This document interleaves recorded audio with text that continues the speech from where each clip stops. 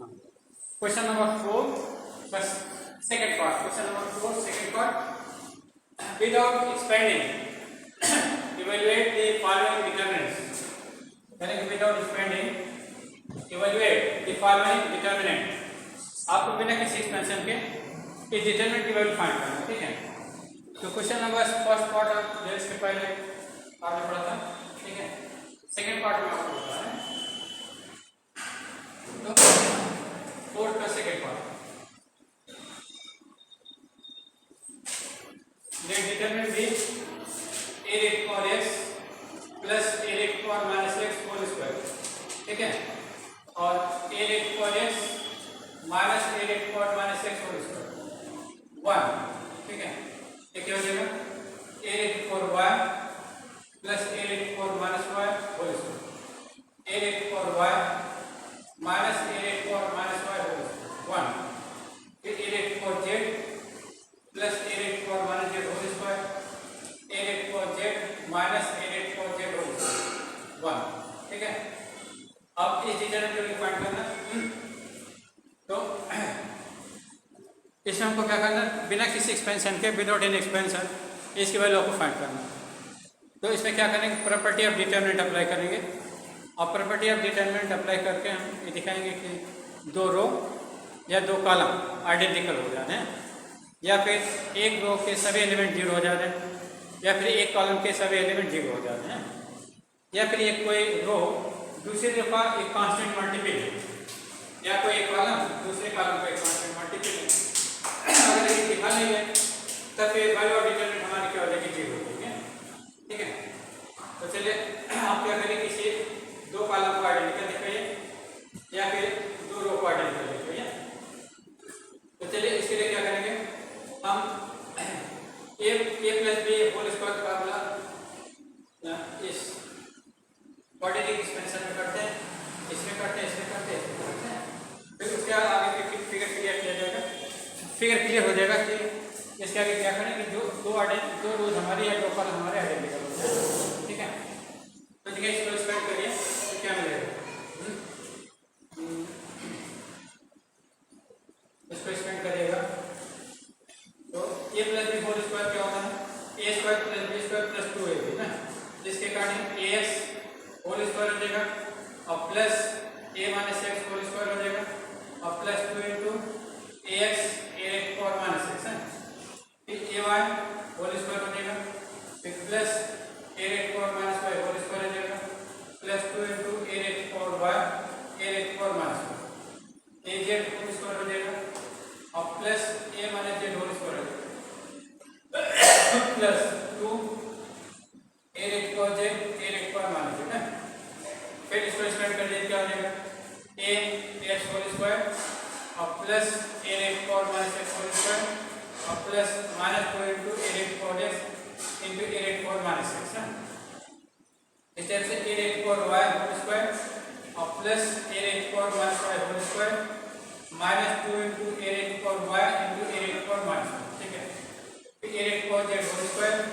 और plus a raised power minus z whole square minus 2 a raised power z a raised power minus z, हाँ इस type से ये third column का जैसे उसे कॉपी कर लीजिए, तो ये क्या हो जाएगा, डिटरमिनेंट की वैल्यू हो जाएगी a रेट पावर 2x, ठीक है,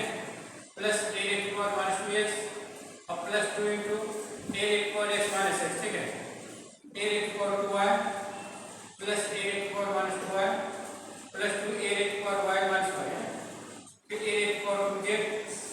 plus a raised power minus 2z plus 2 rate power a raised power z minus z, ठीक है। इस टाइप से क्या हो जाएगा, a raised power 2x a raised power minus 2x minus 2 rate power x minus x हो जाएगा,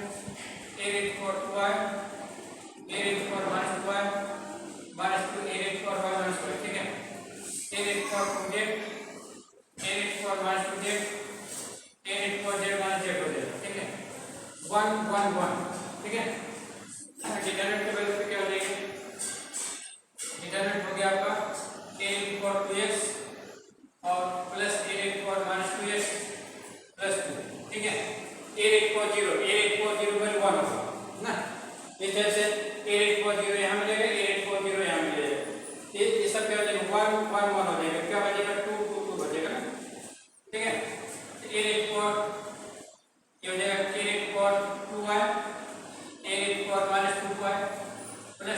1 ना,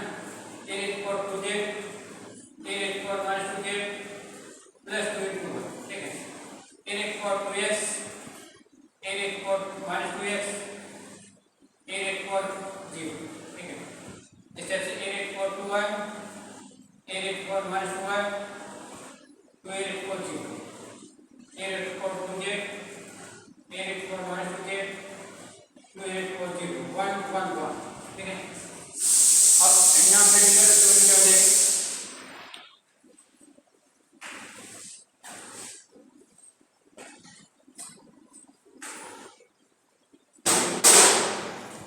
डिटरमिनेंट में क्या हो जाएगा,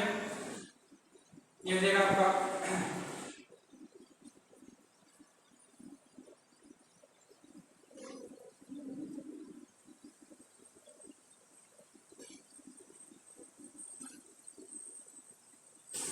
ये भाई लोगे a raised power 2x plus a raised power minus 2x plus 2 a raised power 2x, a raised power minus 2x plus 2, ठीक है,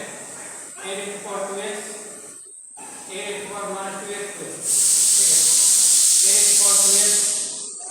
a raised power minus 2x 1, ठीक है, a raised power 2x, a raised power minus 2x 1, a raised power 2x, a raised power minus 2x 1 1 1, ठीक है। तो determinant को क्या हो जाएगा, c1 is replaced by c1 plus 2 times c3, ठीक है, and c2 is replaced by c2 plus 2 times c1, ठीक है, इसमें माइनस करेंगे और इसमें प्लस करेंगे, क्योंकि ये माइनस है तो प्लस करेंगे तो ये टर्म ये जीरो हो जाएगा, ये जीरो हो जाएगा, जीरो हो जाएगा, ये माइनस है ये टर्म सब जीरो हो जाएंगे। तो डिटरमिनेंट कितना हो जाएगा, ये हो जाएगा a raised power 2x, a raised power minus 2x plus 2 minus 2 ना, देखो दो c3 को 2 से मल्टीप्लाई करके इससे माइनस किया जा रहा है ना, तो प्लस 2, अब इसको माइनस करेंगे तो माइनस 2 हो जाएगा, प्लस 2 से मल्टीप्लाई करके माइनस कर रहे हैं ना, तो प्लस 2 माइनस 2 बन जाएगा, ये चीज यहाँ लिखा जा रहा है। तो a raised power 2x, a raised power minus 2x, 2 minus 2, a raised power 2x, a raised power 2y, a raised power 2y और a raised power 2z, a raised power minus 2z plus 2 minus 2, ठीक है, तो हो जाएगा आपका y z, ठीक है, और तो हो जाएगा a raised power 2x, यहाँ भी y रहेगा, y रहेगा, y z है, ठीक है, तो हो जाएगा आपका a raised power 2x plus a raised power minus 2x minus 2 plus 2, ठीक है, a raised power 2y plus a raised power minus 2y minus 2 plus 2, ठीक है, a raised power 2z plus a raised power minus 2z minus 2 plus 2, 1 1 1, ठीक है। ये determinant पर क्या दिया है, ये 0 हो जाएगा, ये 0 हो जाएगा, 0 हो जाएगा, ये 0 0 0, ठीक है, तो क्या बचता है a raised power 2x plus a raised power minus 2y 2x, a raised power 2y, a raised power minus 2 ना,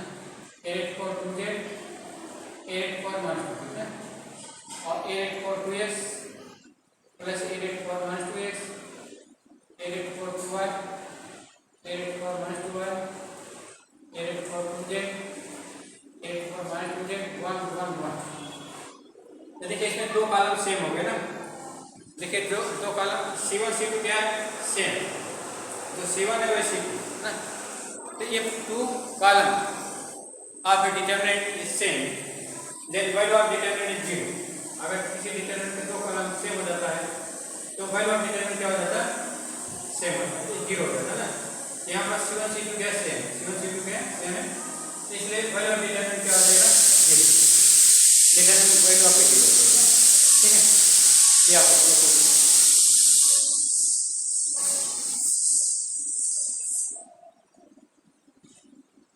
कॉपी कर लिया।